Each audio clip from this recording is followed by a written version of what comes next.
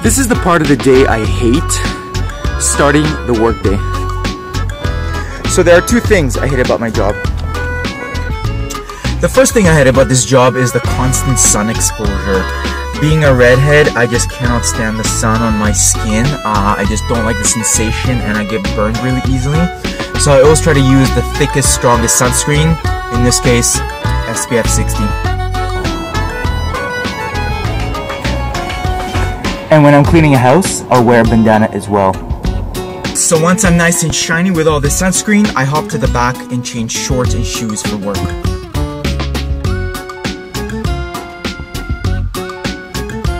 So now I'm ready for the second thing that I hate about this job, knocking doors.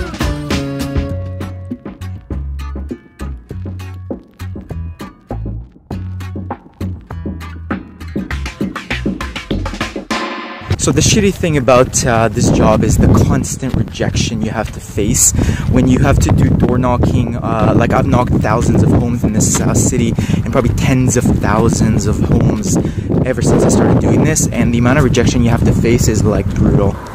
I just hate selling, and I just see it as a necessary evil, something that I have to do in order to get this work. Obviously there's so many more no's than yeses, and you just gotta go plow through them and just face that rejection on a daily basis. But even after tens of thousands of doors that I've knocked in the last 3 years, I don't really consider myself like that good, even though I do pull my weight and get plenty of work. So I'd say, you know, I'm alright. I'd say I'm intermediate, I'm pretty good, but nowhere near as good as I'd like to be. But honestly, I don't really care because I don't like doing this, and it's just it's a means to an end, basically, this job.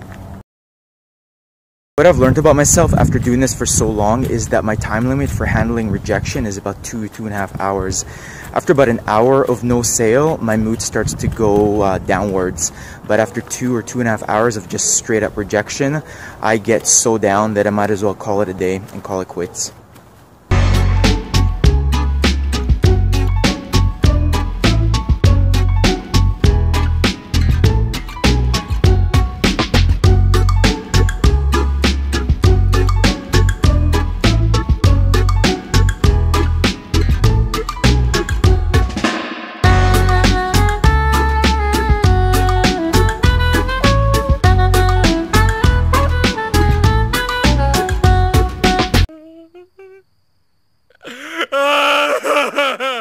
And sometimes, just when you think you've had enough and you just can't handle any more rejection, you land a surprise sale and your mood changes completely.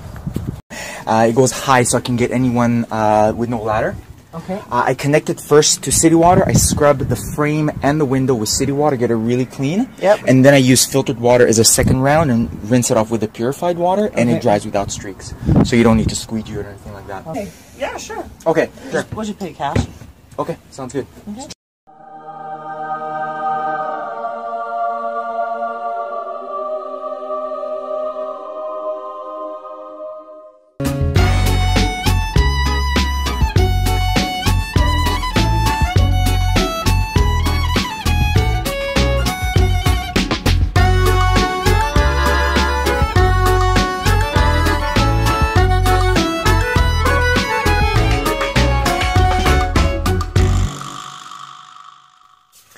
So it's bedtime for me, and basically I'm in my car at night just getting ready to go to sleep, and my nightly routine is typically after the movie that I go to or whatever, Friends, I will always brush my teeth before I get to my sleeping spots. I'd never want to brush where I sleep because I don't want to create a lot of commotion and noise and just people in the houses coming out and seeing what's going on. I just want to keep everything very low-key. I always do it in whatever, a parking lot or a friend's house or something like that.